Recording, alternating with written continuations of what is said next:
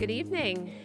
It's lovely to be here tonight, and I wish I could stay with you all evening, but I have a track banquet for my oldest son's first time doing track. His banquet's tonight, and another event after that. So I really appreciate you being able to accommodate my schedule, and I'm really happy to be here to offer just a few remarks this afternoon. It's lovely to see so many familiar faces in the community here tonight. I know we've had a little bit of a lull between the SEPAC Community Inclusion Awards, so we're really happy to be bringing it back this year.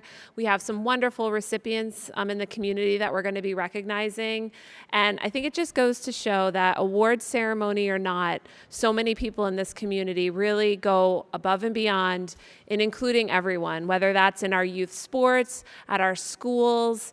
We've had opportunities to accept very large donations from organizations that raise funds for Super Saturdays, and we really have a wonderful Super Saturdays program that goes on all throughout the year and especially in the summer. So I think it's really lovely to get together tonight to recognize those in our community who do that work, but also very proud to know that that work goes on behind the scenes, regardless of us being able to recognize everyone.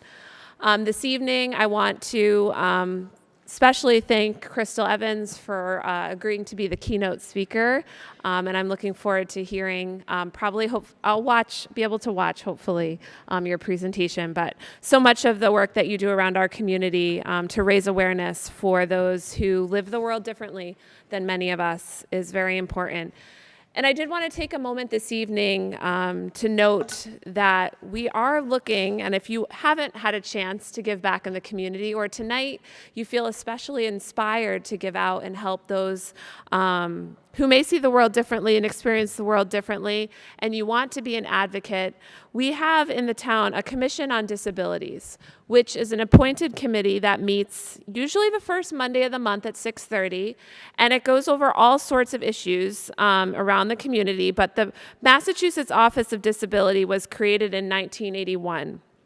And as the state advocacy agency that serves people with disabilities of all ages, they had worked to establish in communities a commission on disabilities. And the town of Braintree did adopt that and does have that board. That board should consist of between 5 and 13 people. And right now, we have 5 people. So I want to recognize our members, Robin Torpy, Crystal Evans, Mary Russo, and Scott Lamphere. And we recently added Kelly Ormsby to that board, but we have several openings still available. So if you are sitting here this evening and you are thinking about how you could get engaged with the town and give back some of your talents and expertise, please reach out to the mayor's office. We would love to fill that commission straight up to 13 members. So please consider that as an opportunity to serve your community. We would love to have you. And for all the work that you do, just truly thank you so much. Braintree is an amazing community to live in, to raise a family in. I could not think of a better place to be. So very happy in this role and to have my family growing up in Braintree. And I just want to say it's because of all of you. And it really means a lot to have you here this evening. So I hope you enjoy the awards ceremony and the speakers tonight. And thank you for being here. And thank you for making Braintree the best community in Massachusetts. Thank you.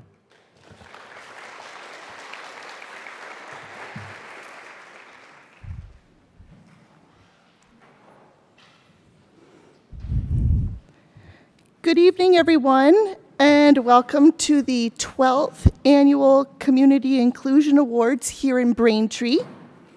Now, you may be thinking, wait, didn't we last do this in 2019? And you'd be right.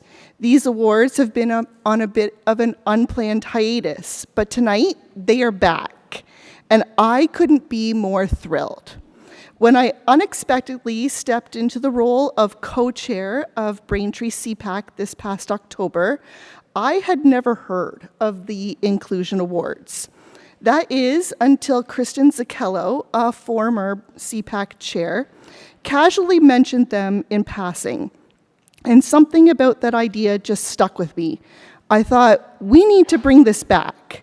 Fast forward to April, when Julianne Quintiliani emailed me and asked, are the Inclusion Awards happening this year? And I thought, why not give it a try? I reached out to Mayor Erin Joyce, who some of you know from her Hollis days. And when her husband Mike saw the email and passed it along, she responded quickly with her signature enthusiasm and said, "Go for it." She connected me with her amazing team, and the ball got rolling. Now, in the past, this event has had a team of 5 or 6 people working on it starting in January. This year, it's June 12th. I started in April. I told Mayor Joyce, I'm going to do this Hollis PTO mom style. For those not in the know, that means quickly, and it's got to be good.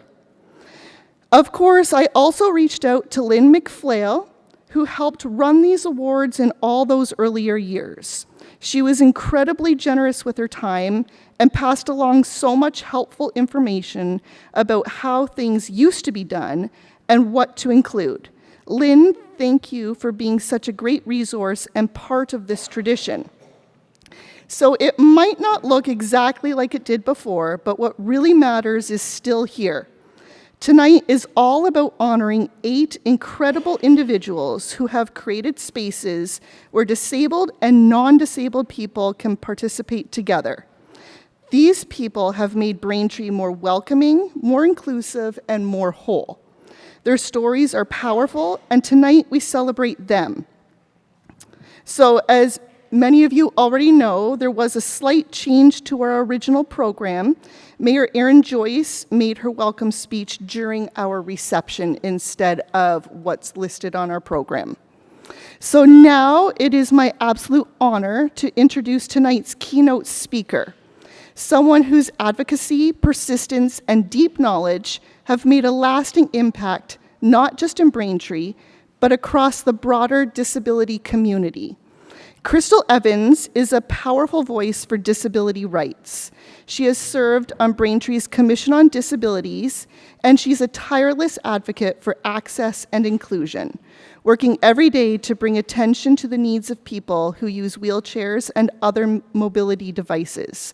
Whether she's fighting for curb cuts, accessible spaces, or equitable policies, Crystal is a force for progress and a champion for change. She also brings with her a vast knowledge of the Americans with Disabilities Act and the legal and historical framework that underpins the rights of people with disabilities in our country. Her work reminds us how far we've come and how much more we can do when we truly listen and work together. Please join me in welcoming our keynote speaker, the passionate and unstoppable Crystal Evans.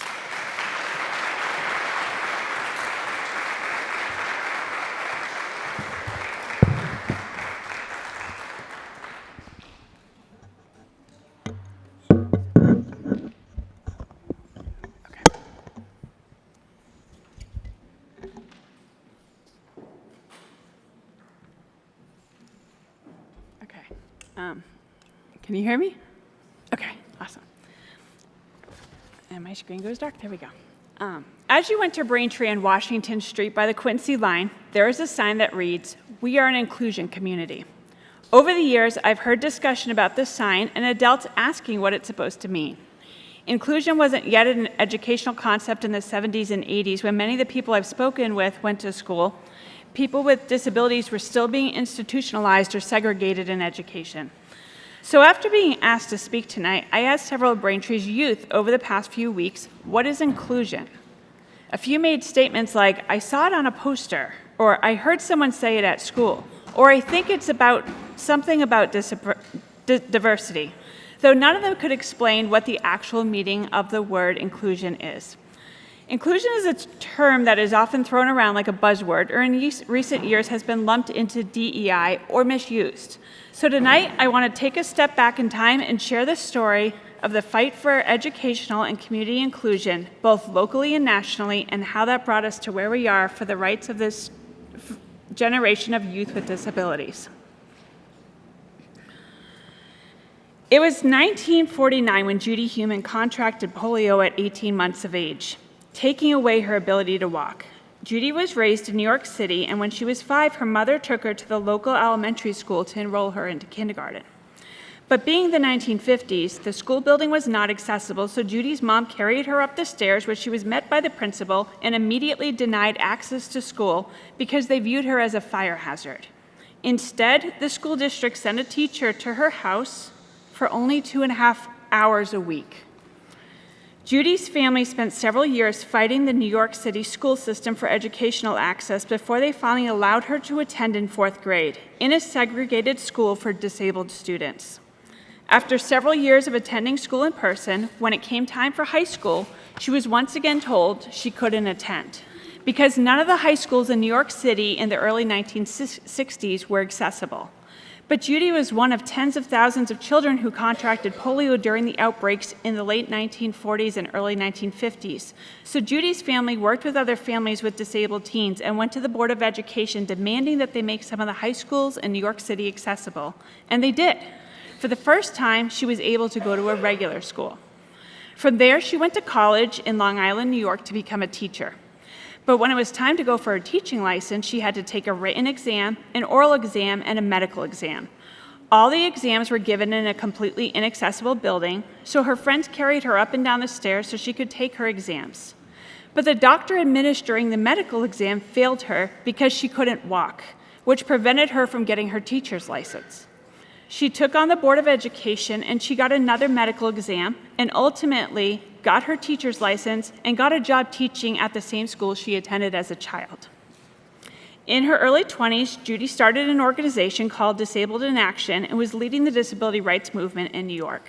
Meanwhile, on the West Coast, another polio survivor, Ed Roberts, was in Berkeley, California, leading the beginnings of the independent living movement. Ed had contracted polio at age 14, and because he needed an iron lung, he attended classes by listening over the telephone. His school later refused to allow him to graduate because he was unable to complete driver's education or his physical education credits. Like Judy, he fought for his diploma and won and was accepted to UC Berkeley. The school then tried to reverse his acceptance when they realized he was a quadriplegic, but again, he fought and won and became the first student on campus to use a wheelchair. 3 more students enrolled at UC Berkeley in wheelchairs, and the 4 of them lived in a dorm together and called themselves the Rolling Quads.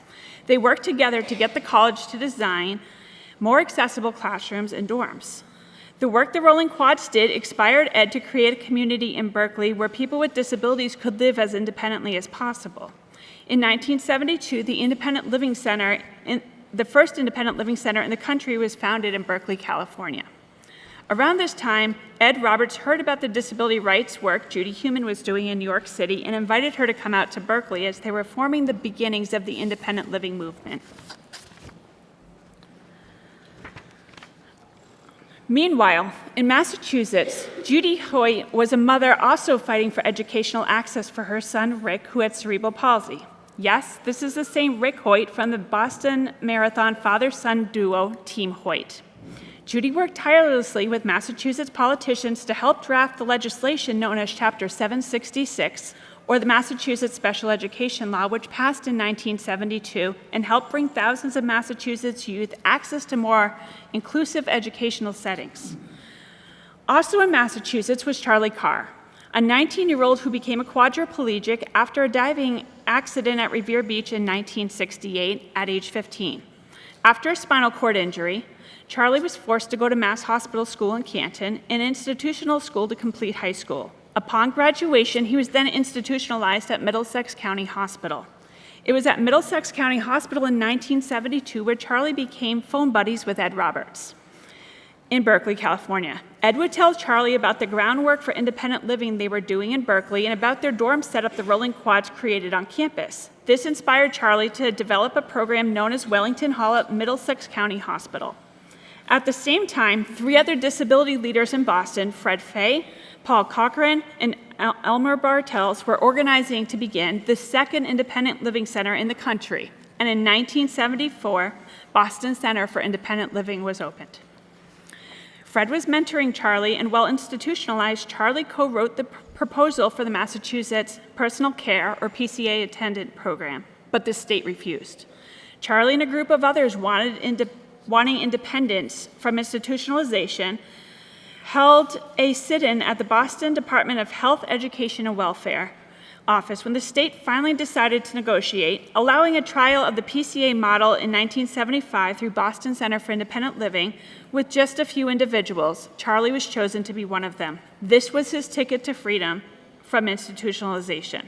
Today, the PCA program now serves more than 40,000 individuals across Massachusetts. Meanwhile, back in Berkeley, Judy Heumann was approached by Senator Harrison Williams from New Jersey to come work in his office in Washington, D.C. Judy agreed, and his team of staffers were working on the Education for All Handicapped Children Act, which was based on Chapter 766 legislation from Massachusetts. Judy used her own lived experience in helping create the law, and the federal law passed in 1975. The EHA would later become known as the Individuals with Disabilities Education Act, IDEA. After a year and a half in D.C., Judy relocated back to Berkeley to take on the role of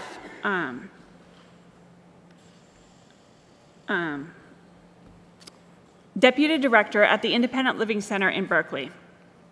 While Judy was in D.C. working on legislation, another civil rights and disability rights leader emerged near Berkeley in Oakland, California, Brad Lomax. Brad grew up at the height of the civil rights movement, where he watched his mother march with Dr. Martin Luther King Jr.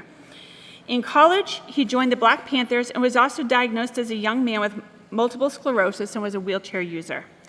Brad saw what Ed had accomplished with his independent living center and wanted to do the same for Oakland, to serve the predominantly black families in that area, knowing this was a project that the Black Panthers would help support.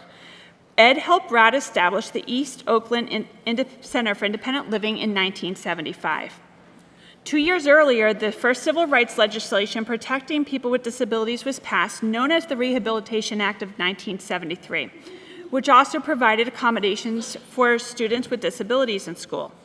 Disability activists like Ed Roberts, Judy Heumann, Brad Lomax, and Charlie Carr were closely monitoring the progress, or lack thereof, in the implementation of the Rehab Act of 1973. By 1977, the federal government had still not issued regulations for Section 504 of the Rehab Act, so the disability activists across the country started organizing to protest nationally. On April 5, 1977, disability activists began a sit-in at the health, education, and welfare offices across the country in Atlanta, Boston, Chicago, Denver, Los Angeles, New York City, Philadelphia, San Francisco, Seattle, and Washington, D.C. At many offices, protesters were forced to leave within the first few days, but the sit-in at the San Francisco federal building, led by Judy Heumann, lasted 26 days. Amongst the 150 disability activists at that location was Brad Lomax. The Black Panthers were strong supporters of Brad's disability justice work and came in not just to support him, but to support all of the members of the 504 sit-in by bringing meals, medical supplies, assisting with personal care, as well as helping the protesters gain national media coverage. On day 3 of the sit-in, the Black Panthers issued a statement. Along with all fair and good-thinking people, the Black Panther Party gives full support to Section 504 of the Rehab Act of 1973 and calls for President Carter and Hugh Secretary Califano to sign the guidelines for implementation as negotiated and agreed to on January 21st of this year. The issue here is basic human rights, rights of meaningful employment, of education, of basic human survival of an oppressed minority, the disabled and handicapped. Further, we deplore the treatment accorded to the occupants of the 4th floor and join them in full solidarity. A couple weeks into the sit-in, when leaders decided it was time to send a group of activists directly to D.C. for meetings, the Black Panthers helped cover the cost for transportation for Brad and others to go. Finally, on April 28, 1977, they won their fight, and regulations for Section 504 of the Rehab Act were finally signed into law. And yes, this is the origins of the 504 plans used educationally. 504 states, no otherwise qualified handicapped individual in the United States shall solely on the basis of his handicap be excluded from participation, be denied the benefits of, or be subjected to discrimination under any program or activity receiving federal financial assistance. After the independent living and disability rights movement started taking off nationally, there was one thing people with disabilities were lacking that would truly give them independence and freedom in their community: transportation. So disability activists who called themselves the Gang of 19 in Denver, Colorado, set out to do just that: draw attention to the lack of access on Denver's buses. RTD, their transit system, had recently ordered 250 buses, all of which without wheelchair lifts. Wheelchair users would not be able to ride the bus. On July 5th and 6th, 1978, they went and blocked an intersection for Denver's buses with their wheelchairs so that no one could use them, chanting, "We will ride," until representatives of the Regional Transportation District were willing to talk about Denver's lack of wheelchair-accessible buses. They slept on the streets surrounding the buses. After 2 days, their protest made national news, and they were satisfied they raised awareness on these access barriers. This protest would eventually lead to the passing of the landmark Americans with Disabilities Act and ensured similar protests around the country of disabled individuals shutting down transit systems continued into the 1980s across the country, including Boston for MBTA access. But this initial protest brought many types of discrimination and abuse faced by the disabled community into the spotlight. The group that started this movement later became known as ADAPT, which still exists today as a disability rights group that often uses civil disobedience to get awareness on issues or legislation that impacts people with disabilities. The independent living movement continued to spread nationally, so in 1982, the National Council for Independent Living was formed, co-founded by Charlie Carr. Another founding member was John Chappell, who also served as the first vice president. In 1984, after founding Virginia's first independent living center, John Chappell moved to Braintree, Massachusetts, to take a job as the director of the newly established Independent Living Division for Mass Rehab, now known as Massability, where he worked until he retired as deputy commissioner in 2010. During his time as a Braintree resident in the 80s, John helped organizing locally on disability issues within our community, and shortly after, Braintree established the Braintree Commission of the Handicapped, now known as the Commission on Disabilities. The original commission had 7 members and 4 alternates and was very active on starting to monitor access issues in our community in the 1980s before the ADA. Charlie Carr was appointed by Governor Patrick to be the Commissioner of Mass Rehab in 2007, where he worked with John Chappell. Programs Mass Rehab runs under Chapter 688 help support our youth transition out of programs in Braintree Public Schools such as Strives, Prove, and Waves, and into adult services and with independent living supports.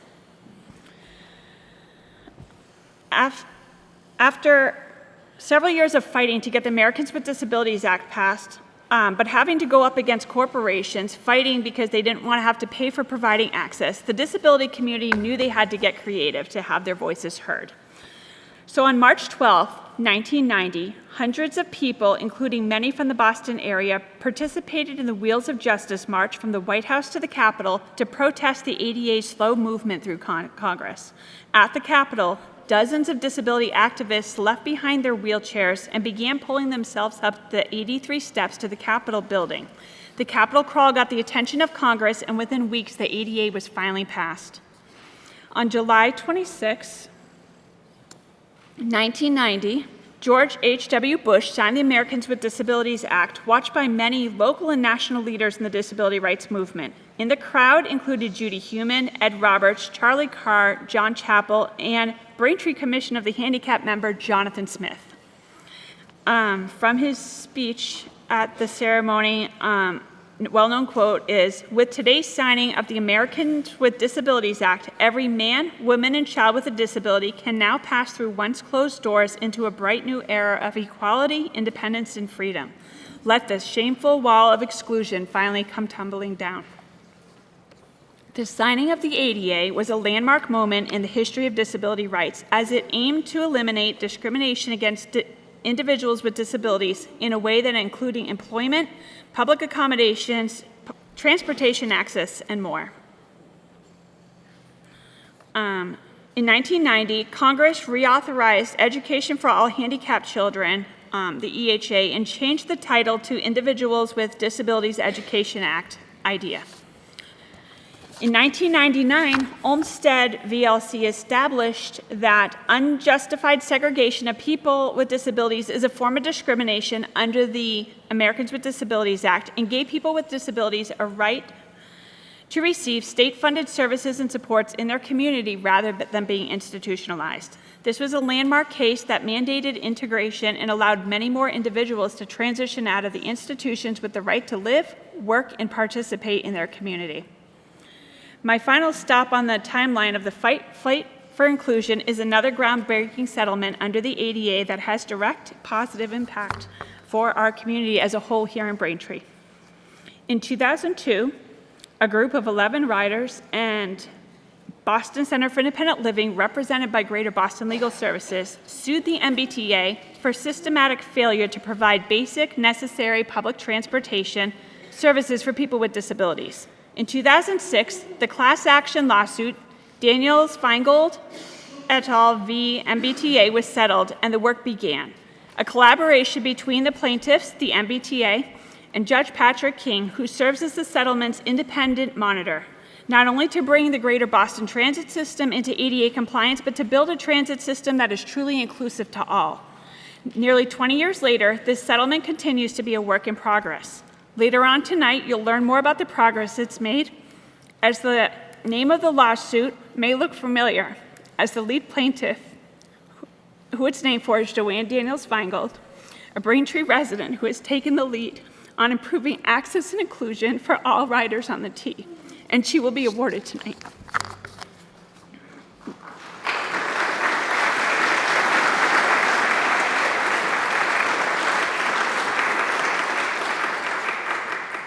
Like the MBTA settlement, over the past few decades, we've come so far on disability rights, moving from exclusion to segregation to integration. But integration isn't where we stop. We need real inclusion in an environment that makes individuals feel like they belong. Inclusion is a verb, an action around creating and maintaining an environment where all individuals feel valued, respected, have equitable access, and the same opportunities as their peers. And belonging is the emotional state of feeling accepted and valued within that inclusive environment. Without an inclusive environment, it will likely make it difficult for individuals to have a sense of belonging. To be an inclusion community means we need to be working together to address barriers to inclusion for all members of our community. The disability rights and independent living movements have embraced the slogan, "Nothing about us without us," emphasizing that no decision should be made about a marginalized group of people without their direct involvement and input. Representation matters. When making policy changes or decisions and structural changes such as construction and renovations, give people with disabilities a seat at the table and allow their lived experiences to be a voice in the decision making. We need to recognize and address disparities in inclusion faced by marginal groups such as low-income households as well as racial and ethnic minorities.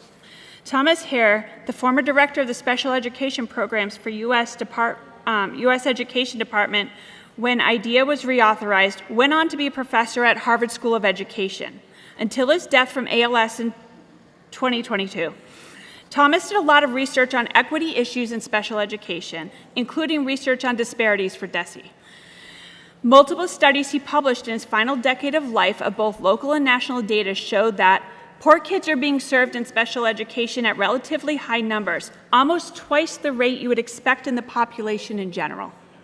Similarly, his research titled Racial Differences in Special Education Identification and Placement showed that while racial and ethnic minorities are not diagnosed with special needs more often than others, they often end up in separate classrooms at higher rates, the study found. African American students are twice as likely. Thomas Hare said, "We were surprised, frankly, at the degree to which kids with these disability categories in Massachusetts are still segregated.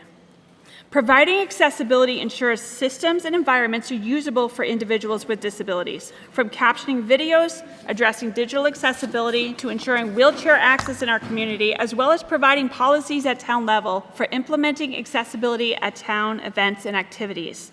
As individuals, we can all make a difference on accessibility to improve inclusion in our community in small ways, from shoveling your sidewalks in the winter with enough width for a wheelchair user to pass through, to not parking on sidewalks or blocking curb cuts, and leaving accessible parking spots for those who rely on them.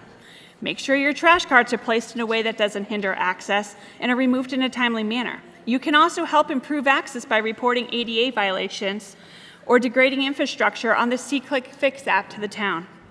We've come a long way over the past 50 years, but there's still more work to do. Now I'll turn it over to Rebecca to begin recognizing leaders in inclusion in our community.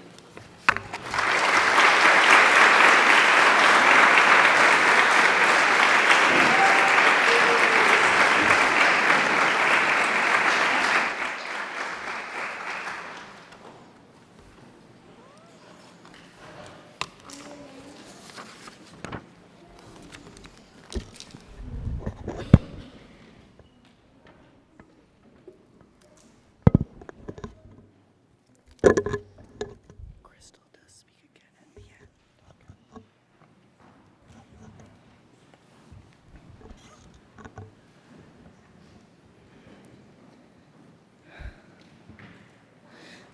end. Before we begin presenting the awards, I'd like to take a moment to share how things will go.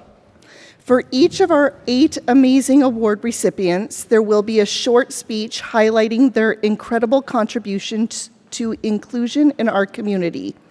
After each speech, we'll take a moment for a round of applause, and then we'll invite the recipient to come up to the podium or to the table, where Beth Brown from the SEPAC board will present them with their certificate. Beth. At that point, you're welcome to say a few brief remarks at the microphone if you'd like, but there's absolutely no pressure. This is your moment to do what feels right for you. Feel free to take pictures throughout the evening. This is a celebration, and we want you to capture it. And finally, after all of the awards have been presented, we'll invite all of our recipients back up to the front for one big group photo to wrap up the evening together. So let's get started celebrating our 2025 Community Inclusion Award recipients. So before we begin honoring our individual award recipients, I just want to take a moment to talk about the award itself. So our first award is the Community Inclusion Award. This award is given to a first-time honoree, someone who has taken meaningful steps to foster inclusion within our community. Recipients of this award have created spaces where people with and without disabilities can participate, learn, work, and grow together. They model what it looks like when inclusion is not just a concept, but a lived value, something practiced in classrooms, workplaces, neighborhoods, and beyond. Each of our Community Inclusion Award winners has helped to break down barriers and build connections. They remind us that when we make room for everyone, we all benefit. It is with great pride, deep gratitude, and heartfelt admiration that we present our first Community Inclusion Award to someone who has made an extraordinary and lasting impact, Julianne Quintiliani.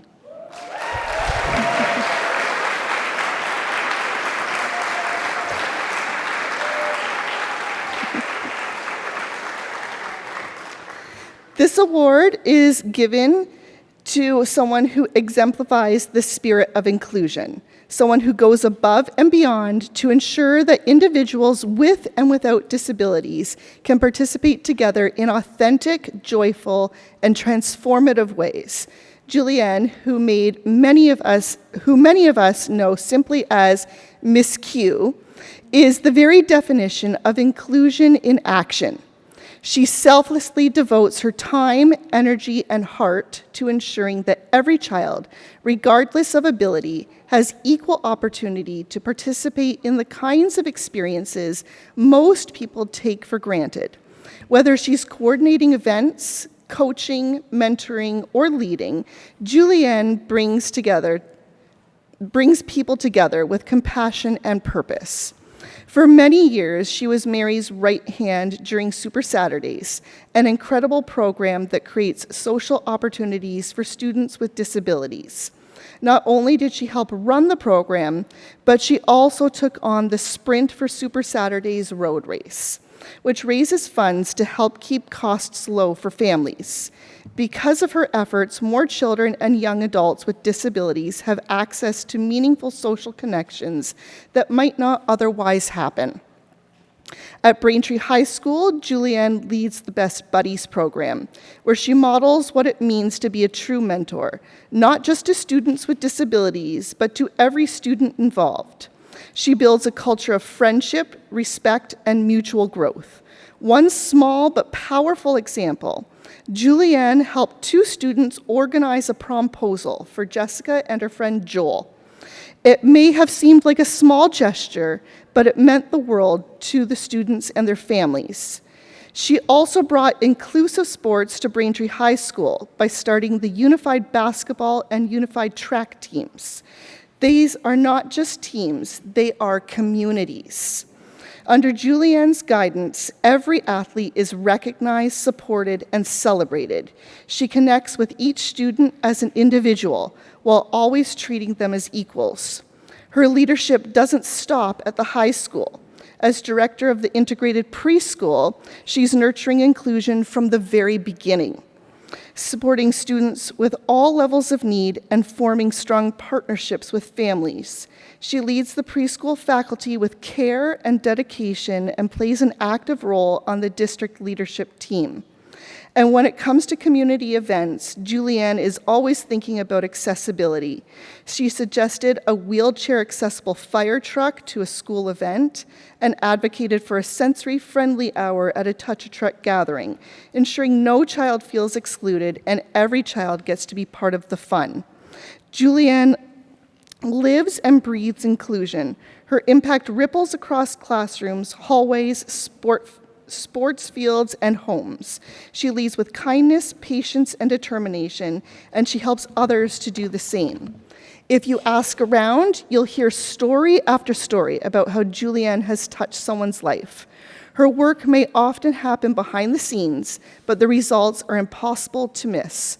Stronger connections, more inclusive spaces, and a school community where every student has the chance to shine.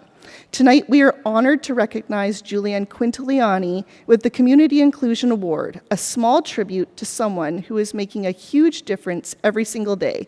Please join me in congratulating her.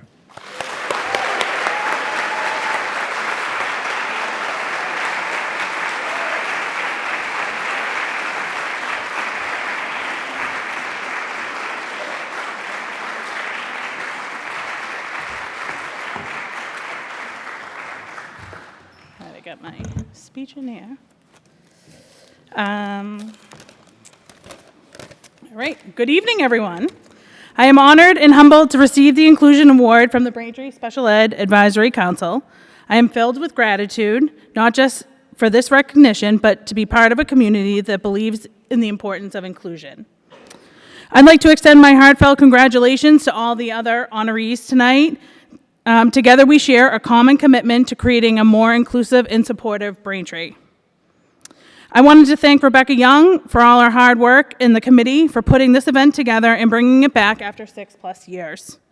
Inclusion is not a single act, it's a commitment. It's a daily decision to see every individual as valuable, capable, and worthy of belonging. In Braintree, I've witnessed firsthand how powerful the commitment can be when educators, parents, administrators, and neighbors come together to ensure that all children are seen, heard, and celebrated. With my 20+ years being an educator here in Braintree, I've seen time and time again how this community steps up, not always with a lot of resources, but always with a lot of heart. This award also belongs to the students who remind us that differences make us stronger, to the teachers, staff, who all go above and beyond to make sure every kid is supported, seen, and celebrated, and to the families who show up with courage, questions, and hope. You are the reason that we keep on pushing forward. So thank you. I accept this award with pride, gratitude, and a promise to keep showing. Sorry, Mr. Mack, I'm going to be all over you on keeping these most vulnerable kids at the top of your priority. To keep listening, learning, and advocating to build the kindness of an inclusive community every child deserves here in Braintree. Thank you.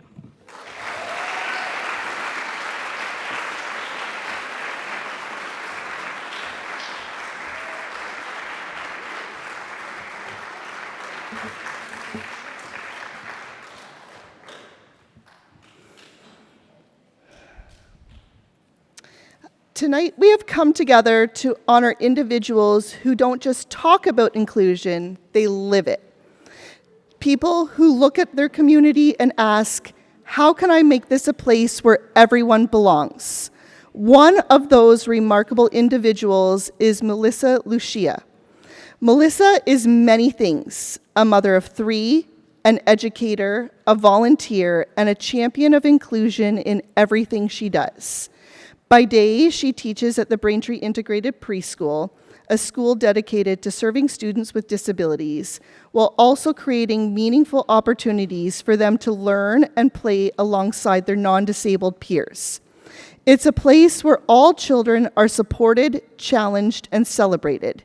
And it's no surprise that Melissa thrives in such a setting, because inclusion isn't just part of her job, it's part of who she is. What truly stands out about Melissa is how seamlessly she carries that same inclusive spirit beyond the classroom and into the broader community. Take for example, her work with the Liberty School PTO. This past year, Melissa co-chaired the school's very first Someone Special dance. For many, it was a fun evening to connect with family and friends. But for Melissa, it was also a chance to ask, who might feel left out of this experience, and how can we change that? Thanks to her leadership, the event included a sensory-friendly hour at the very start, an intentional time with fewer crowds, less noise, and a more relaxed atmosphere. Melissa wanted to ensure that students who are often overwhelmed by large, overstimulating events could feel safe and included. She even arranged for rugs to be donated so that students could enjoy bubbles, a sensory favorite, without the risk of slipping on the floor. It's a small detail maybe, but it shows you the kind of person Melissa is. She doesn't just think about what's fun, she thinks about what's possible for every child. And that thoughtfulness made a real impact. One parent reached out after the event and shared something powerful, that this was the only school-sponsored event that she had ever been able to attend with her son. Other events had simply been too overwhelming for him, but because of Melissa's efforts, this family was able to be part of the school community in a way that felt joyful, safe, and welcoming. That's inclusion in action. And it doesn't stop there. Melissa continues to bring ideas to the Liberty PTO, always asking how events can be more inclusive, more accessible, and more reflective of the amazing diversity within the school. Melissa reminds us that inclusion doesn't just happen. It takes effort, it takes care, and it takes people who are willing to ask hard questions, offer new ideas, and put in the work to make sure no one is left behind. Whether in the classroom or on the PTO, she models what it means to lead with empathy, to plan with intention, and to act with heart. Melissa, your work is creating real change in the lives of students, families, and the broader community. You show us what it looks like when we center equity and compassion in everything we do, and you inspire those around you to do the same. It is my great privilege to present you with a 2025 Community Inclusion Award. Please join me in celebrating Melissa Lucia.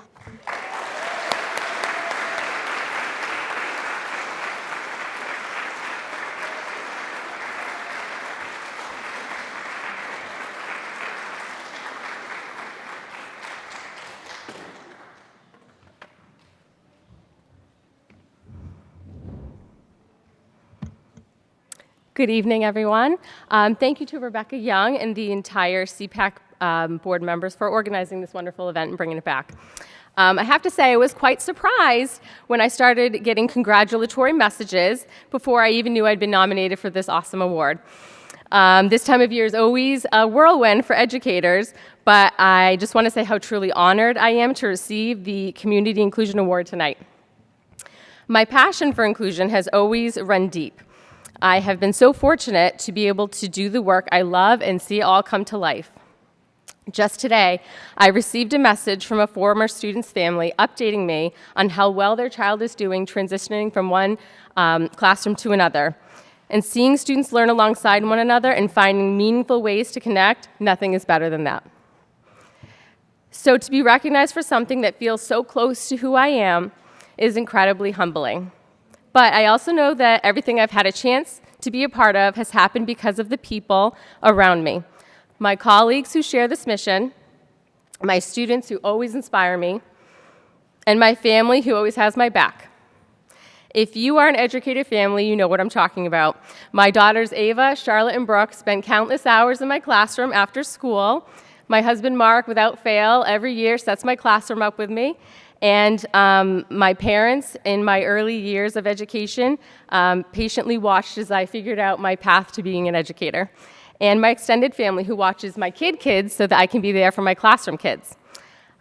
Truly takes a village. And thank you to my friends who pushed me to grow and dream a little bigger. A special acknowledgement to Kelly Sweeney for nominating me.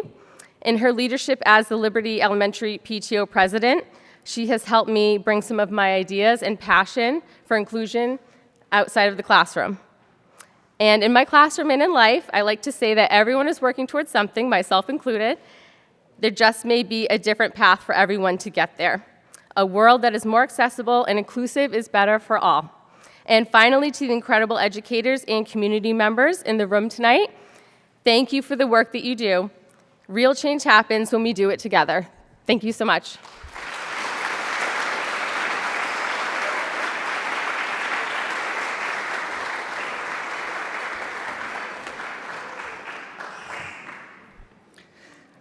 I'd like to welcome Julianne Quintiliani up to award our next recipient.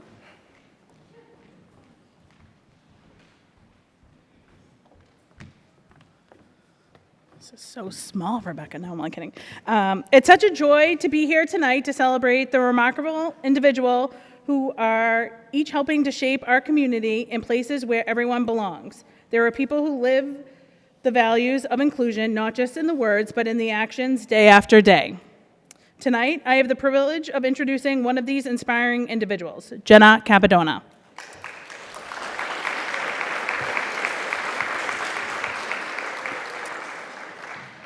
A senior at Braintree High School whose compassion, dedication, and leadership has made her a driving force for inclusion in her school community. When I first read the nomination for Jenna, one line stood out immediately. Or should I read that? Jenna Capadona is a true definition of inclusion, and it's true. If you were to look it up in the dictionary, inclusion, you'll find the definition like this: the action or state of including or of being included with a group or structure, or the practice of providing equal access to opportunity for people who might otherwise be excluded. Now, let's meet Jenna. She's someone who's not only understanding this definition, but lives it every single day. As a student intern in the Prove Wave program at Braintree High School, Jenna spends countless hours supporting students with significant intellectual disabilities. These programs focus on functional academics, vocational training, and inclusive experiences, things that are critical for helping every student grow and succeed. Jenna brings patience, warmth, and respect into every moment she spends in these classrooms. She doesn't just assist, she connects. She creates a space where all students feel seen, valued, and welcomed. She brings the same energy to her role as co-president of the Best Buddies program and club, where she helps lead activities, plans monthly events, and fosters genuine friendships between these students of all abilities. Whether it's a game night, a group activity, or just time spent talking and laughing together, Jenna is there making sure that every student feels like they belong. And on the unified track team, Jenna's leadership and empathy are just as visible. She runs beside her teammates, offering a listening ear, and leads by example. In every setting, whether it's on the track, in the classroom, or in the halls, Jenna quietly but powerfully communicates the same message. She says, "You belong here." What makes Jenna so special isn't just the program she's involved in, it's how she shows up. She leads with kindness, she builds bridges through empathy, and she reminds us that inclusion isn't about the grand gestures. It's about the constant, caring choice to make room for others. It's about the moments when someone feels seen, understood, and accepted just as they are. Driven by compassion and guided by her deep belief in the power of connections, Jenna is more than just a volunteer. She's a role model.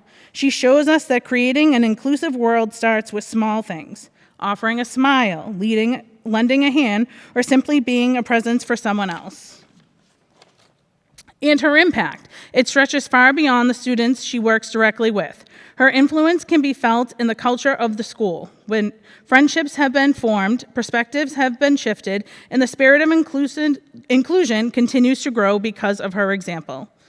In time when inclusion is more important than ever, Jenna Capadona reminds us that real changes doesn't always come from the top down. It comes from people like her, showing up day after day with open hearts and open minds. Jenna epitomizes the true definition of inclusion, not just in what she does, but who she is. Please join me in celebrating and congratulating Jenna Capadona as a recipient of this year's Community Inclusion Award.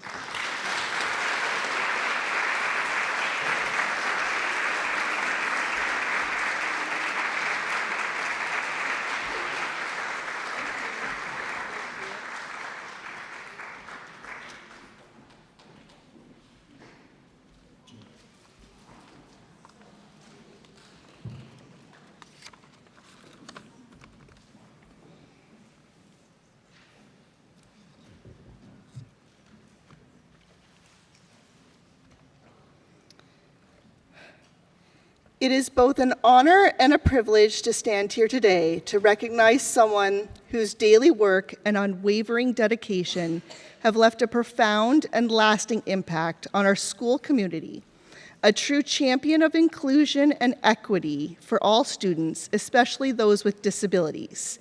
This evening, we celebrate Tim McDonald, or as so many affectionately call him, Mr. Mac. A leader whose actions speak louder than any title. He has made it his mission to ensure that every student, regardless of ability, is not only seen and heard, but deeply valued. In everything he does, Mr. Mac reminds us that inclusion isn't a checkbox. It's a mindset, a daily practice, and a culture rooted in dignity, belonging, and opportunity. When general education teachers needed more tools to support diverse learners, Mr. Mac didn't wait for the system to catch up. He acted. He partnered with Puzzle Pieces, an ABA company, to bring professional development directly to his staff, equipping teachers at Hollis with the skills, understanding, and confidence needed to create classrooms where every learner could succeed. When the world shut down during COVID and many students with disabilities were at risk of falling through the cracks, Mr. Mac worked tirelessly to make sure those students didn't get left behind. He understood that inclusion doesn't take a break during a crisis. In fact, that's when it matters most. He rallied resources, offered creative solutions, and made sure students received the extra support they needed, even when the odds were stacked against them. Mr. Mac has also led the charge to make sure our school traditions, the moments that define our shared culture, are accessible to all. Whether it's having an opportunity to reflect on what we have to be grateful for, asking students what book they're reading during the assembly, or handing out Principal Place Awards, he makes sure every student has a seat in the room, a voice in the celebration, and a role to play. He has redefined what it means to come together as a school, not just as a gathering, but as a reflection of who we are and who we want to be.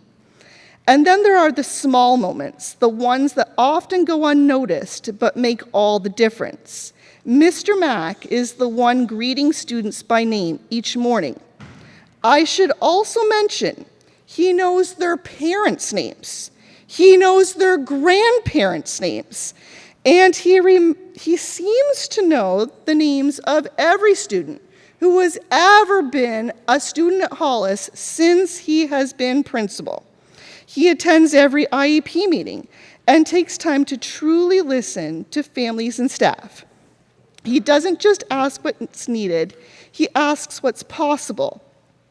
His leadership lives in these quiet, steady acts of connection and care. One of the most touching moments and symbolic traditions that he's fostered happens on the last day of school. As buses pull away for the summer, Mr. Mack makes sure that all students, whether on the big yellow buses or the mini buses, are waved off with the same love, respect, and celebration. He asks staff to wave to each and every student, ensuring that departure is a moment of belonging and pride. These aren't just gestures, they're statements. They say, you matter, you're part of this community, and we see you. It's no surprise that when he was being considered for superintendent, the outpouring of support from families, educators, and community members was overwhelming.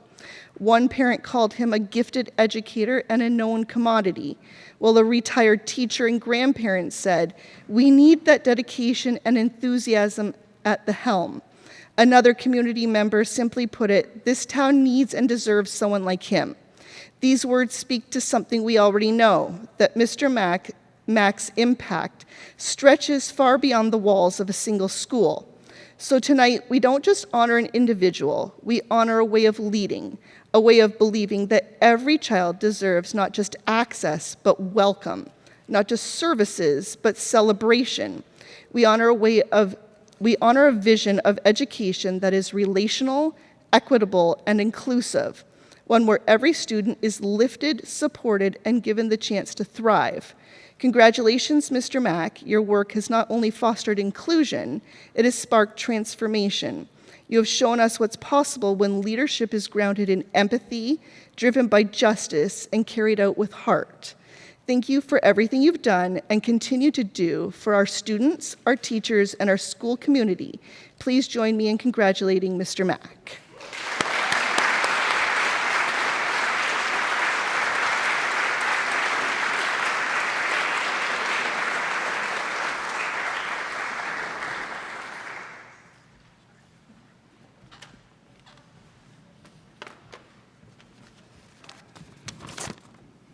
Thank you very much.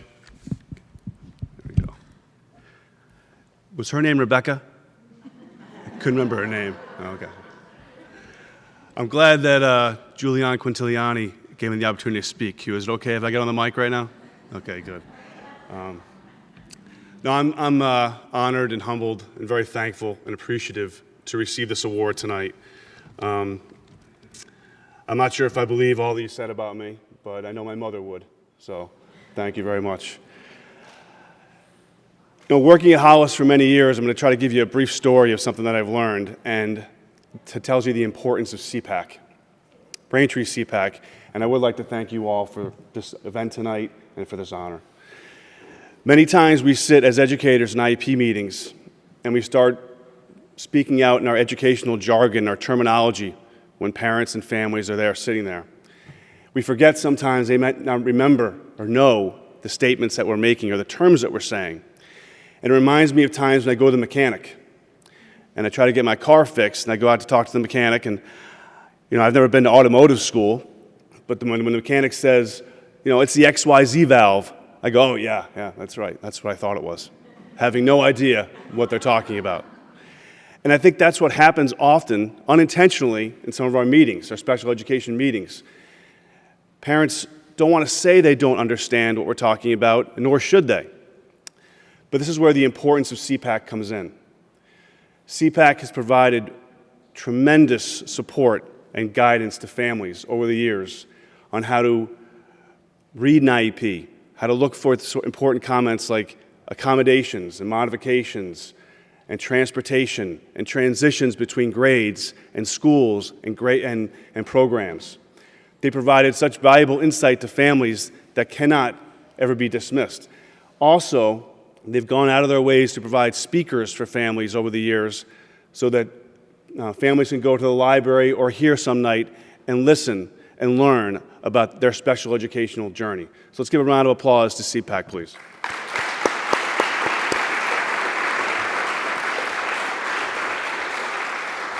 I'd like to obviously congratulate all the winners who are here tonight, all the recipients. As adults, you know, I think it's important. It's really expected that we should be inclusive, but I think I really want to honor our recent high school graduate, Jenna, for her award tonight. To hear about a young student who is sacrificing her time with Best Buddies or the Unified Team or all the other events she's in It's a testament not only to her, but to her parents and her family for all that she's done. So congratulations, best of luck at St. A's.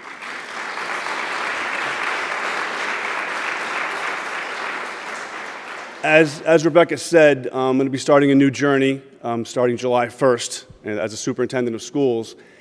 And I was appointed by the school committee back in January. So the last 5 months have been a new tradition for me, new trajectory for me. And I'd like to honor someone who's not here tonight, and I'm sure he's glad he's not here because he's a person that would not want to be recognized or praised ever. He is our retiring superintendent, Jim Lee. For the last 5 months, I spent a ton of time with Mr. Lee. I've sat in him with meetings, talked about different things that are happening in the district.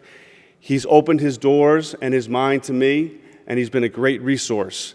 And he's really modeled inclusivity to me. So let's give him a big round of applause, even though he's not here.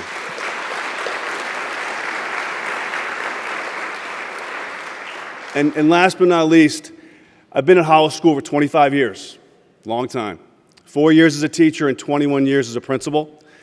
And it's going to be very hard to walk out those doors on June 30th. But I know I leave the school in great hands, mostly because, or all because, of the people. And I accept this award tonight in honor of the former and the current students at Hollis and the former and current staff members at Hollis who have been a beacon for inclusivity over the years. Thank you very much.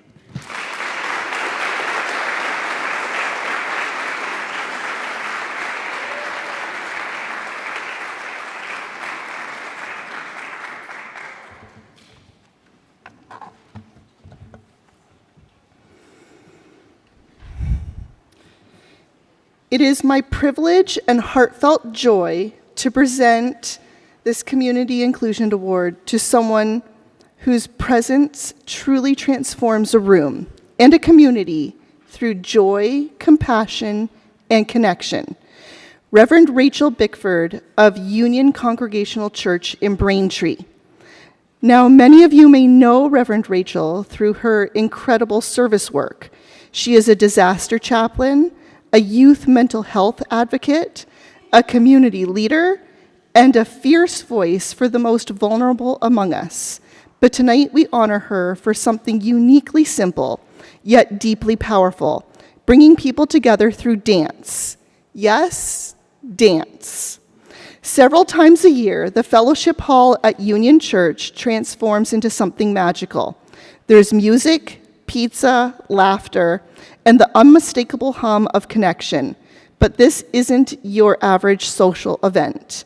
These are inclusive dances, created intentionally as welcoming spaces where people with disabilities and people without disabilities of all ages can come together to move, to laugh, and most of all, to belong.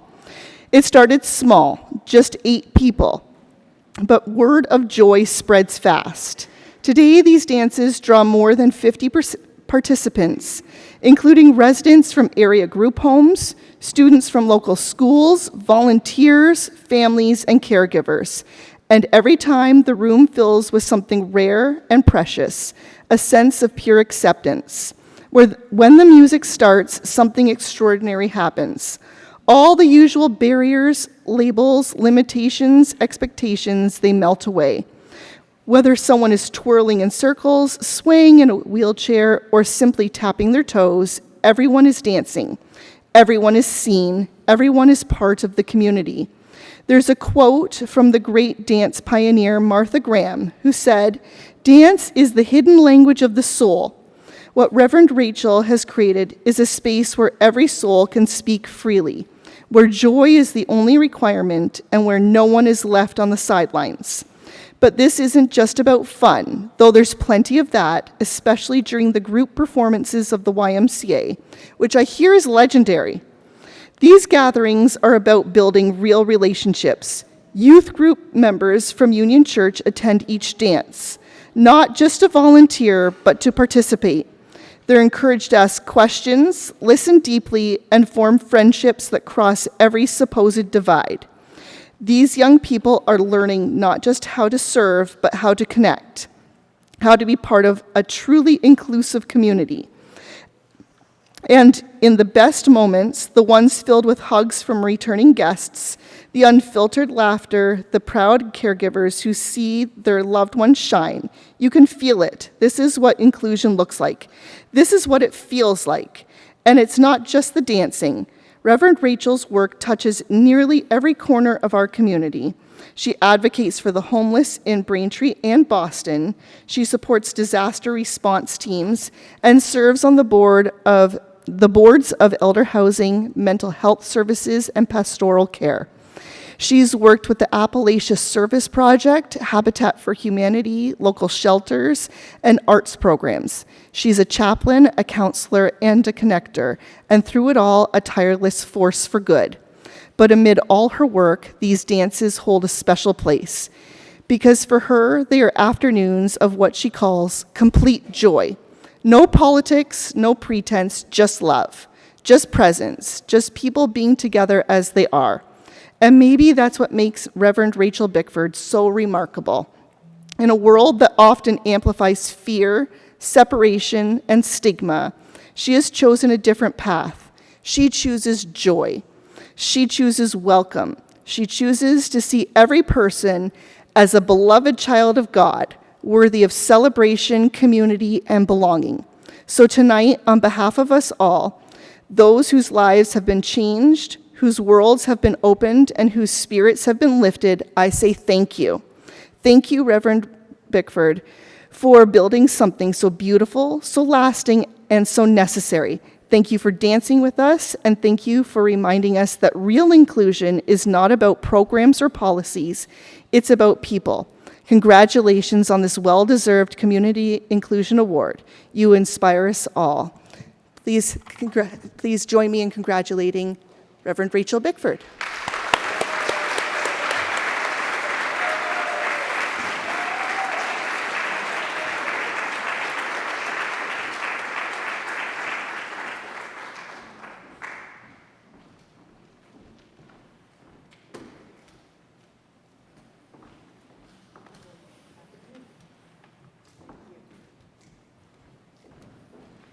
I will be back on my dancing feet soon, I promise you. I want to thank SEPAC and Rebecca Young for this amazing award, and I really do want to also honor all of you who have participated and the members of Union Congregational Church. It did start small. It was a simple idea to a couple of youth group kids. What if? What if? What if we just chose love? And that made all the difference in the world. One of the greatest moments that I have had in these dances was coming back after COVID, and I'm going to choke up, where a couple of our folks came up to me and said, our last dance was the Valentine's Day dance before the world shut down. We missed you. We love you. And it was like nothing had happened in a moment of time as soon as the music began. We are so blessed to be able to be here in this community and do what we do, to be shining beacons of light and hope and possibility, and above all, to be listening and learning. That is the key to everything. I loved what, Crystal, what you shared. We need a voice at the table. And for too long, we haven't done that. What if this day starting now, everything changed? And we invited everyone to be a part of what we do. It can start as simple as a dance. If I say to you, Sweet Caroline, start your own dance or show up at ours, you're ready to go. Thank you so much for this award. It is such an honor and a privilege. Things start small, but they grow big in great, great love. I look forward to hearing more about the rest of the things that this community is doing, and we are so blessed to have you and your committee as a part of it. Thank you for this award. It truly is a great honor.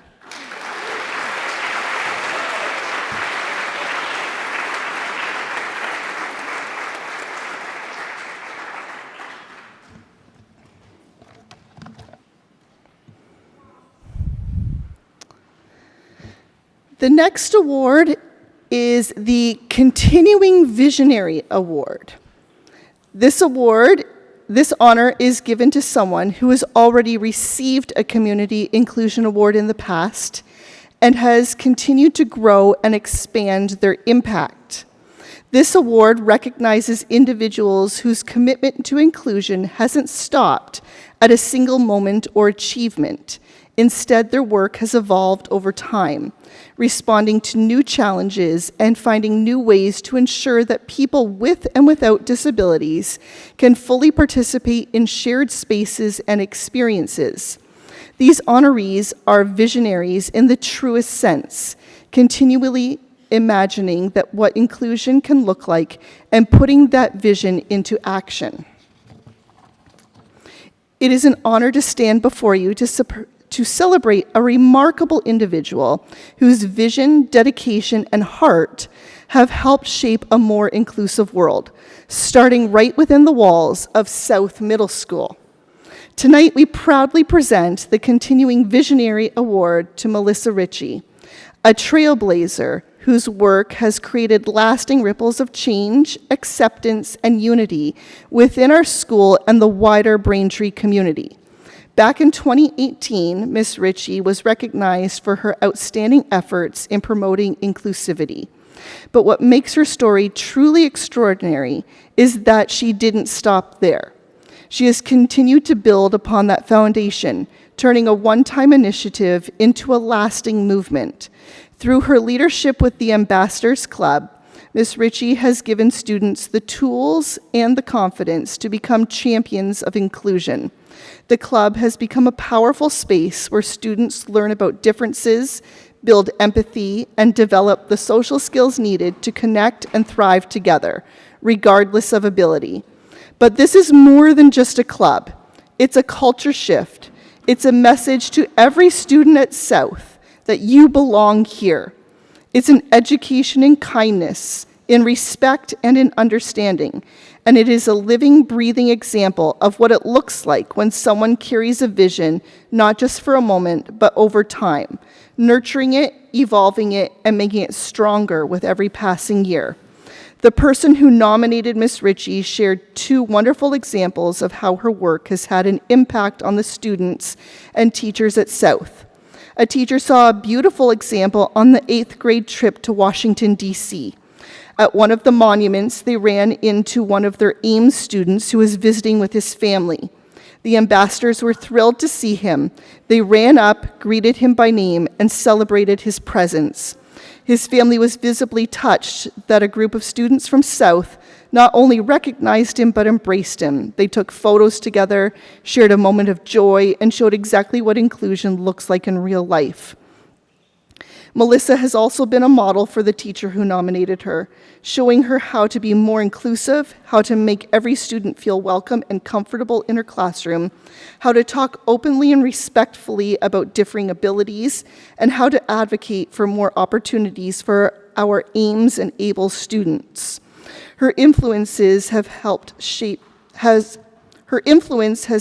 her and so many others become better educators and better people. Ms. Ritchie's commitment continues to touch lives. It echoes in the friendships formed in the hallways, the confidence built into the classrooms, and the way students support one another on and off campus. Her impact is woven into the fabric of our school and our community. So tonight we honor not just a leader, but a continuing visionary, someone who reminds us that inclusion is not a destination, but a journey. And thanks to Ms. Ritchie, that journey is brighter, more compassionate, and filled with possibility. Please join me in congratulating Ms. Ritchie, recipient of the Continuing Visionary Award.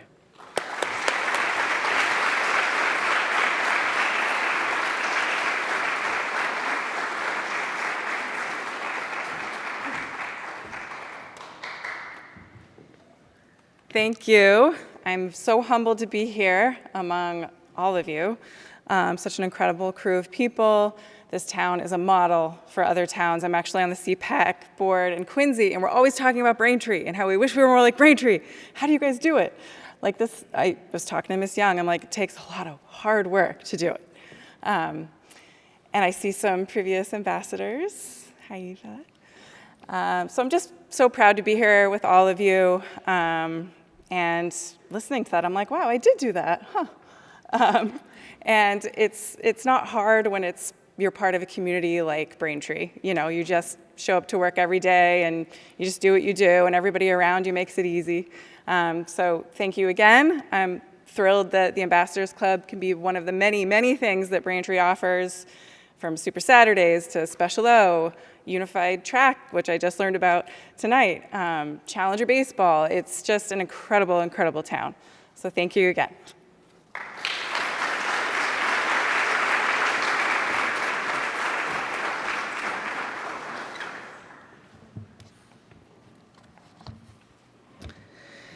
Our next award is the Champion of Evolving Inclusion Award. This award is also given to someone who has previously been recognized for their commitment to inclusion, but whose efforts have continued to grow in meaningful and adaptive ways. This honoree has met new challenges with creativity and persistence, finding fresh opportunities to bring people with and without disabilities together.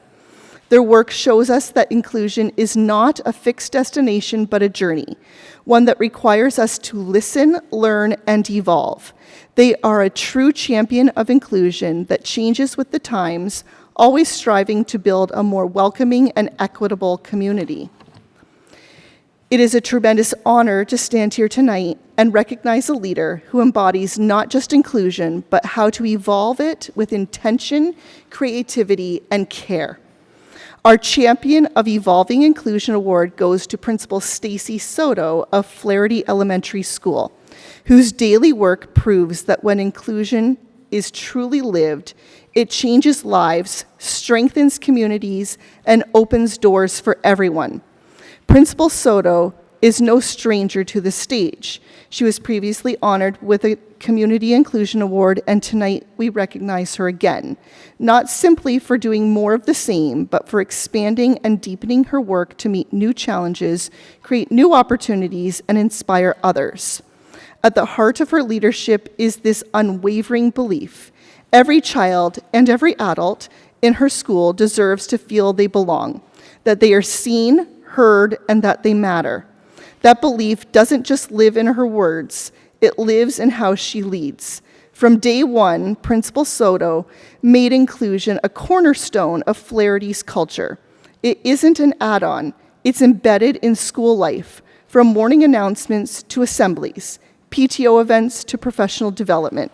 She co-chairs the Bridges Committee, which creates joyful, community-centered events, uniting students, families, and staff across all backgrounds and abilities.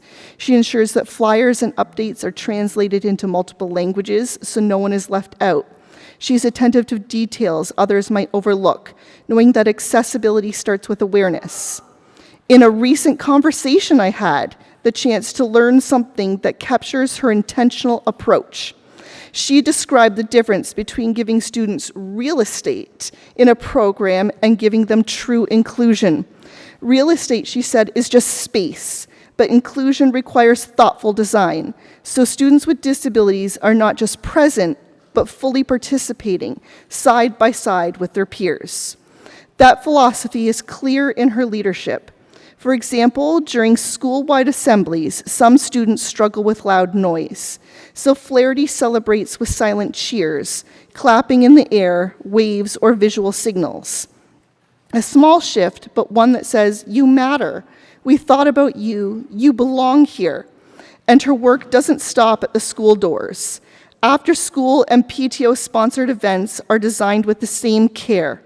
Environmental adjustments, visual supports, and added staffing make sure students in Ames and ABLES programs can fully join in. She leads with empathy and teaches others to do the same. And as her school has grown in inclusive practices, Principal Soto has widened the circle, sharing strategies with other principals and modeling what evolving inclusion looks like in real time. Her influence reaches well beyond Flaherty, shaping how inclusion is practiced across the Braintree Public Schools. One of her nominators said, "She doesn't just talk about inclusion, she lives it." And that's exactly right. Her leadership is authentic, consistent, and courageous. Principal Soto's work reminds us inclusion is not static, it's dynamic. It requires reflection, flexibility, and heart. No matter how strong a system is, she keeps asking, who else needs to be welcomed in? What can we improve? Tonight, we thank her not only for what she's done, but for her continued commitment to this work, for meeting new challenges with creativity, and for helping others lead with inclusion at the center. Principal Soto, thank you for being a role model, a mentor, and a true community builder. Congratulations on this well-earned Champion of Evolving Inclusion Award. We can't wait to see where your leadership takes us next. Please join me in congratulating Stacy Soto.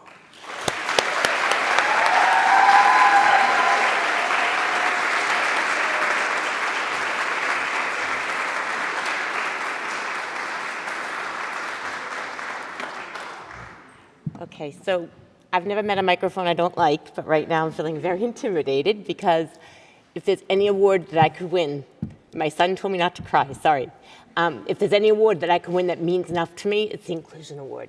And the fact that my staff, I did not tell anyone, and they're all here, and the fact that they're including in that, that means the world to me, so thank you so much, Flaherty staff. Without you, there is no inclusion, right?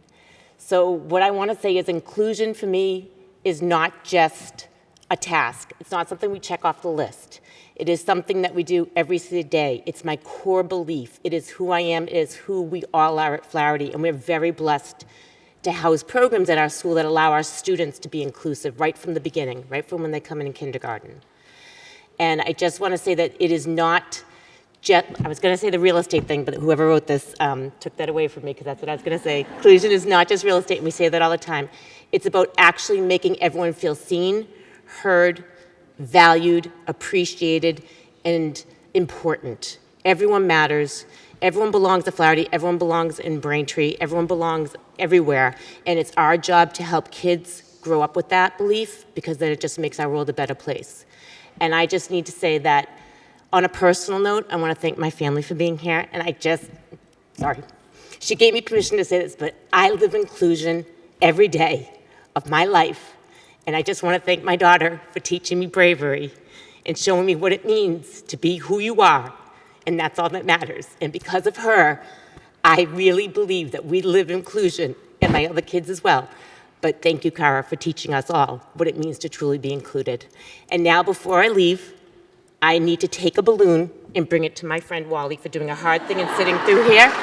And he deserves a balloon. Can I take a balloon for Wally?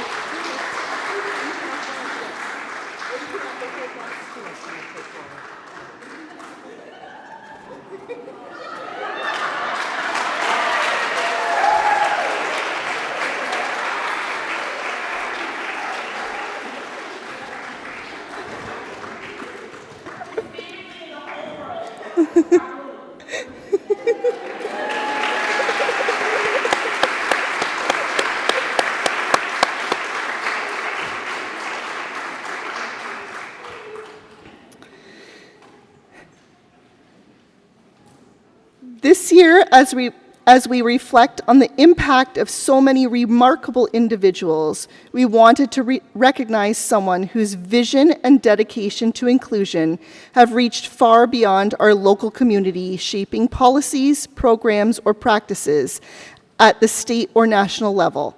The Legacy Changemaker Award was created to honor such an individual, while our Community Inclusion Award celebrates those who have built welcoming spaces here at home. The Legacy Changemaker Award has created lasting change on a broader scale. They have fostered environments where people with and without disabilities can learn, grow, and thrive together, not just in one community, but across many. Their work is not only powerful, it is enduring. And tonight we are honored to recognize a leader whose legacy continues to open doors for others. I would like to welcome Crystal to tell the story of our Legacy Changemaker recipient.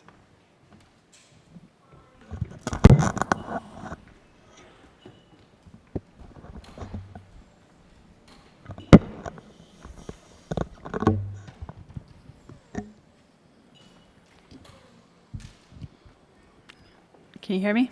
Yes. Okay. Joanne Daniels Feingold has been a Braintree resident since 1997 and has fought fiercely for the access rights of people in our community as well as those across the Commonwealth. As a woman with a disability and a wheelchair user, she channeled her lived experience towards positive access changes not only in Braintree but across the state. Joanne is the lead plaintiff in the groundbreaking transportation class action lawsuit against the MBTA, Daniels Feingold et al. V. MBTA. This lawsuit, which was settled in April 2006, challenged the accessibility and usability of the MBTA services for people with disabilities and was filed under the Americans with Disabilities Act. During the initial stages of the lawsuit, to prove ADA violations, Joanne worked tirelessly with her attorneys at Greater Boston Legal Services. She carefully researched national and international transportation access standards, meticulously reviewed and analyzed thousands of MBTA passenger complaints, and she played a central role in undercover monitoring. As a result of Joanne and the team's work, in 2006, the MBTA signed a comprehensive settlement agreement and since then has invested an estimated over $1 billion to improve public transportation access and services for people with disabilities. For the past 19 years, Joanne has held a lead role in the lawsuit, collaborating closely with her lawyers, the named plaintiffs, and the T in enforcement. She has ensured the MBTA remains laser-focused on the real needs of passengers with disabilities. For example, she took on the challenging task of testing MBTA buses, providing extensive feedback to the MBTA engineers on the space required by a wheelchair user to safely turn upon entering a bus. Examples of MBTA transportation access improvements Joanne has pushed for implementation of beyond physical and structural accessibility of stations include the creation of the system-wide accessibility department in 2007, the internal access monitoring program, the formation of the Riders Transportation Access Group, improved elevator dependability, audible and visual stop announcements, improved wayfinding at stations, and addressing emergency preparedness for riders with disabilities. Joanne's priorities have always been centered on accessibility and advocating for people with disabilities to have every opportunity to be fully participating members of our community. As a result of Joanne's lived experience, technical knowledge, and her incredible leadership skills, she has advanced the cause of justice. Her advocacy has resulted in positive systemic access changes that benefit everyone. Over the past 19 years, Joanne Daniels Feingold has changed our local public transit system in a way that our youth will never have to experience the same barriers that adults with disabilities encountered for decades with the T. Joanne has opened a new world of community accessibility and inclusion for them, to be able to use public transit both within our community as well as access to jobs, colleges, healthcare, social and recreational activities throughout the greater Boston area.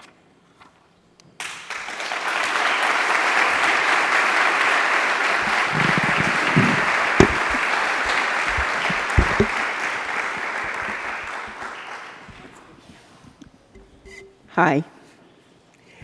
I'm Joanne Daniels Feingold, and I was the first-name plaintiff of the accessibility suit.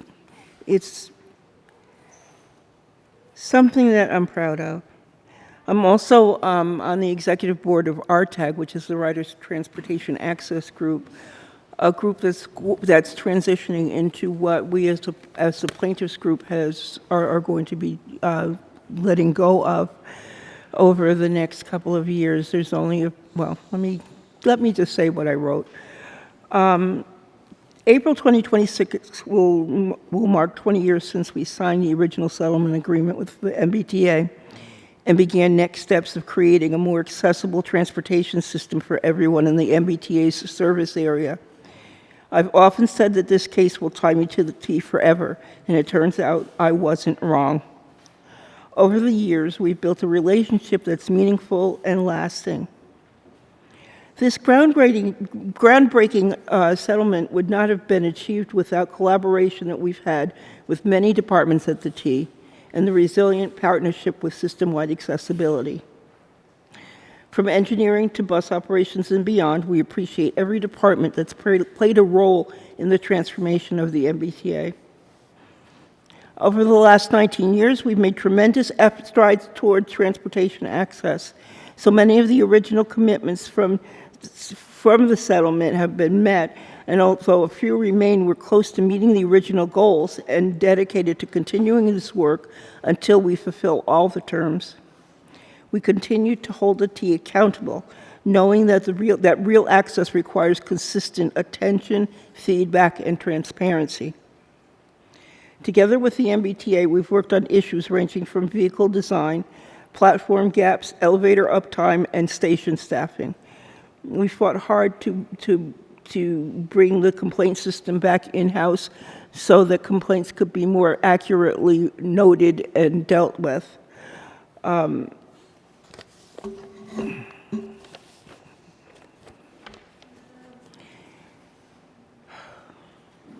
of the things that I'm proud of, too, is being representative of Braintree and the South Shore. Our needs and concerns are different from the inner city. And when it's time to speak up for Braintree, for our area, I do that. Our work continues through RTAG. Tom Gillen and I are on the executive board. He's one of the other named plaintiffs. And we've been working closely with the group to ensure that the voice of the community remains front and center. Our tag will be taking over from the plaintiffs group when we are substantially in compliance. We're not there yet.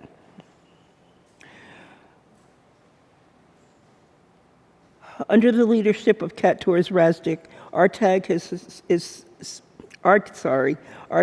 been able to achieve many milestones, including working with the MBTA to address platform gaps, securing a grant to develop a working group of biking, disability, and pedestrian advocates to address bike lane issues, and introducing a bill to penalize transportation network drivers who discriminate against passengers with disabilities using service animals. RTAG and the broader community, in partnership with System-Wide Accessibility, look forward to the initiatives like hands-free fare gates for riders with limited upper level mobility. Named plaintiff Rob Park, son of Brad Park, great guy, tirelessly advocated for this, dreaming of the day that this project would come to life. Now, to see this initiative moving forward is a powerful reminder of the change we fought for all these years and how far we've come. I'm so glad that people in this generation don't have to live with things like Route 230 being a non-accessible route that didn't have accessible, we had lifts then. And Quincy and Lynn had the oldest buses in the fleet. And quite frankly, the ones that were supposed to be accessible weren't always because they just didn't work. You could look at the right wheel of a bus, and you can see the odometer. And the odometer on most of the Quincy buses were over 1 million miles. When you've been driving something from 1984 to 2003 or 2006, it's going to get a few miles on it. I thank you for this award. I thank you for thinking of us. And believe me, I had an office at Greater Boston Legal Services for a few months just because I had so much work to do, and I had to have a place to do it. All of us who were named plaintiffs, and I want people to understand, we just didn't sit there and do nothing. We all had research projects to do. Some of mine were like researching securements for wheelchairs. But the most important one was proving through information from the World Bank, a transportation company in London, and through Connecticut Transportation, that bus driver attitudes were a barrier to transportation for people with disabilities by means of drivers belittling people coming into their buses. And that was important. That was really important to get across to the general manager who was there at the time. Thank you again for this award.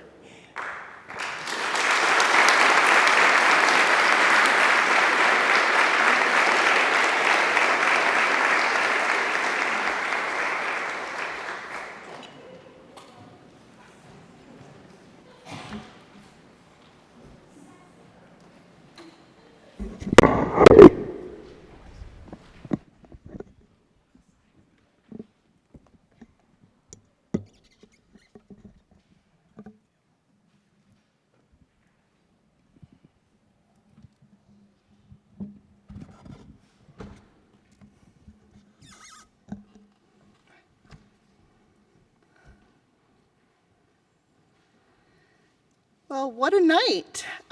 Thank you all so much for being here to celebrate the return of the 12th Annual Community Inclusion Awards. It has been truly a joy to bring this event back and to honor 8 incredible individuals who have made Braintree a more inclusive and welcoming place for everyone. Your dedication and compassion are exactly what this night is about. There are so many people who helped make tonight possible, and I want to take a moment to thank them. First, thank you to Mayor Aaron Joyce for your support, your encouragement, and your leadership. And a big thank you as well to your incredible staff in the mayor's office and to Mike, who made my message got to the right place. To Lynn McFlail, thank you for sharing so much wisdom and history about this event. It truly helped shape the evening. And to Kristen Zachello, thank you for casually mentioning these awards to me last fall. Look what that small moment has become. And also thank you to Julianne Quintiliani for kind of reminding me about these events so that we could make this event happen. To my co-chair, Kevin Berner, who wasn't able to be here tonight, thank you for your partnership and support. To Beth Brown, thank you for stepping in to help hand out awards tonight and for being such a positive presence on our SEPAC board for many years. To my husband, Aaron Young, thank you for managing tech, helping with our children, and supporting me through every part of this process. I couldn't have done it without you. To the town of Braintree and Braintree Public Schools, thank you for your continued support of our inclusion in our schools and community. A special thank you to our keynote speaker, Crystal Evans, for sharing your voice, your insight, and your story with us tonight. Your words added so much meaning to this event.